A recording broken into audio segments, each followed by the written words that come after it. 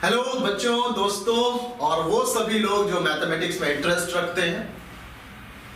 बहुत ही कॉमन सा डाउट होता है कि फिजिक्स भी पढ़ना है, मैथ भी पढ़ना है, बायो भी पढ़ना है, हिंदी भी पढ़ना है, साइंस भी पढ़ना है।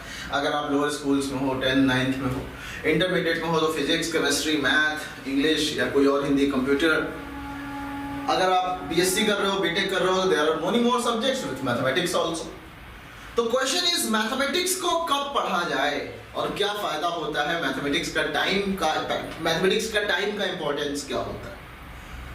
तो I would love to tell you कि मैथमेटिक्स एक ऐसा सब्जेक्ट है गाइस जिसमें कि अगर ऐसा आपसे मैं पूछूं कि कौन सा ऐसा सब्जेक्ट है जिसमें सबसे ज्यादा बच्चा फेल होता है, तो यू विल डेफिनेटली से मैथमेटिक्स।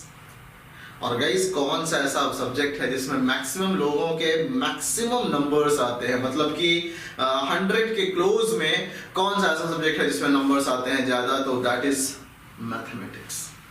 मैथमेटिक्स में 100 पाना आसान है in comparison to Hindi. Mathematics में 100 पाना आसान है in comparison to history, right.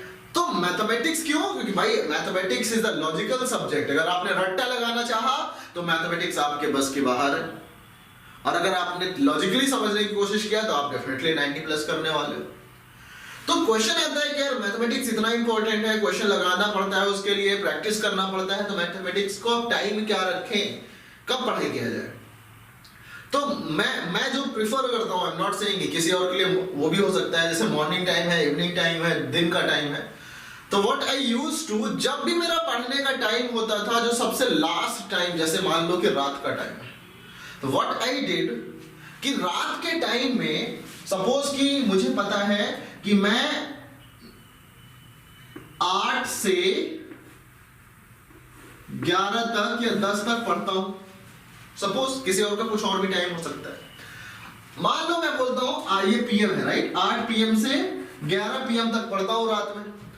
तो मैं हमेशा क्या करूंगा, मैथमेटिक्स को शुरू में नहीं रखूंगा। उसका रीजन क्या होता है कि अगर सपोज कि मैथमेटिक्स 8 बजे आपने मैथ पढ़ना स्टार्ट कर दिया, अब 8 से 9 अगर आप मैथ पढ़ रहे हो और क्वेश्चंस, अगर मैथमेटिक्स में बड़ा सिंपल सा कॉन्सेप्ट है, एक क्वेश्चन अगर हो जाता है तो उसके कॉन्फिडेंस से अगला भी हो जाता है।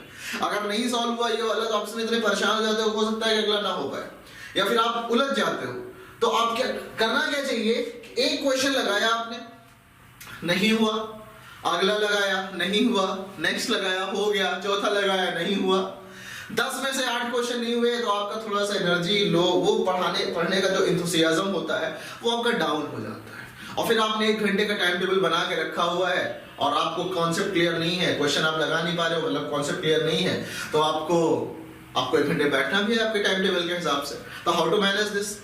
तो अब शुरू में रख लोगे, तुम 8 से 10 सपोज मैथ पढ़ लिया, और 8 से 9 पढ़ लिया, 8 से 9:30 पढ़ लिया। उसके बाद जब आपने दूसरा सब्जेक्ट पढ़ने को उठाया तो आपके पहले ही सब्जेक्ट में एक नेगेटिव एनर्जी बन चुकी है। बोलो या ना बोलो, कहो या ना कहो, बट मुझे पता है कि मैथ के जब क्वेश्चन करते हैं तो बड़ा मजा आता है। एक क्वेश्चन बिना देखे हुए अगर हमने सॉल्व कर लिया तो बहुत अच्छा लगता है। तो सिंपल सा मतलब है कि अगर सपोज 8 बजे आपने साइंस रख लिया या हिंदी रख लिया, कंप्यूटर रख लिया, उसको आपने पढ़ा, जो भी पढ़ा, उसके बाद आपके पास एक एनर्जी रह गया, अभी तो मेरे को मैथ के क्वेश्चन सॉल्व करने हैं, वो तो हमारा बचा हुआ है, राइट। और सपोज कि 10 बजे लास्ट में, मतलब जब आपके पढ़ाई का एंडिंग टाइम होता है उस टाइम पे रखो, लाइक 8 से 11 आपको पता है, तो आप 10 बजे से मैथ का रखो टाइम। अब 10 बजे से आपने मैथ का टाइमिंग रखा, तो उससे क्या फायदा होगा कि अगर आपके क्वेश्चंस हो गए तो आपका एनर्जी लेवल जो बढ़ता है ना वो गाइस, वो 10 से 11 कितनी जल्दी बीत जाएगा आपको पता ही नहीं चलेगा। हो सकता है कि 10 से 11 बीता नहीं, आपने 11:30 तक लगा लिए, आप उसी एक्सरसाइज को, उसके और क्वेश्चंस को आपने लगाते गए, आपका अगर ये इंटरेस्ट लेवल मैथ में है तो 11-12 जो भी है आपके टाइम आराम से आप एक्स्ट्रा भी पढ़ सकते हो। और अगर सपोज कि आपका मैथ में उस दिन कॉन्सेप्ट नहीं क्लियर था, आप क्वेश्चन लगाना चाह रहे थे बट क्वेश्चन नहीं हो रहा है, तो आप उस टाइम पे क्या कर सकते हो, भाई ये लास्ट है, इसके बाद कोई और सब्जेक्ट पढ़ना नहीं है, कॉपी बंद किया, लेट के सो गए, नेक्स्ट टाइम गए, टीचर से कॉन्सेप्ट और अच्छे से क्लियर किया, फिर नेक्स्ट डे आगे आपने पढ़ लिया। तो मैथ्स को लास्ट में रखने का ये फायदा होता है कि आपका टाइम जो दूसरे सब्जेक्ट्स को इफेक्ट नहीं करता, राइट। अब अगर मैथ क्वेश्चन सॉल्व नहीं हुए, उसके बाद आपको दूसरे सब्जेक्ट पढ़ना हो तो आप नहीं जाओगे। मैक्सिमम 95% लोग बोलेंगे नहीं, अगर मैथ मेरा अच्छा नहीं हुआ तो मूड अपसेट होता है, दूसरा सब्जेक्ट नहीं उठाते लोग। राइट, रात के टाइम पे। अब क्या हुआ, अगर सपोज कि आपने पहले ही इंग्लिश पढ़ा हुआ है, इंग्लिश लिटरेचर पढ़ा हुआ है, आपको जो भी है समझ में आया नहीं समझ में आया, उसके बाद आपने कहा भाई अभी तो मैथ मेरे को पढ़ना है, तब सोना है, मैथ का अलग जोश होता है। तो this is the time which I use to prefer, और मैं कहता हूं अगर आप लोग ऐसा भी करते हो ना तो आपको बहुत फायदा मिलेगा। This is my trusted way, right. So this was one of the important concept जो बच्चे मुझसे पूछ रहे थे, तो आई थॉट कि इसको डिस्कस करना चाहिए। बाकी हमारा रेगुलर क्लासेस चल ही रहा है, तो guys don't forget to join Exmatics academy. मिलते हैं नेक्स्ट क्लास में, till then bye bye, good night.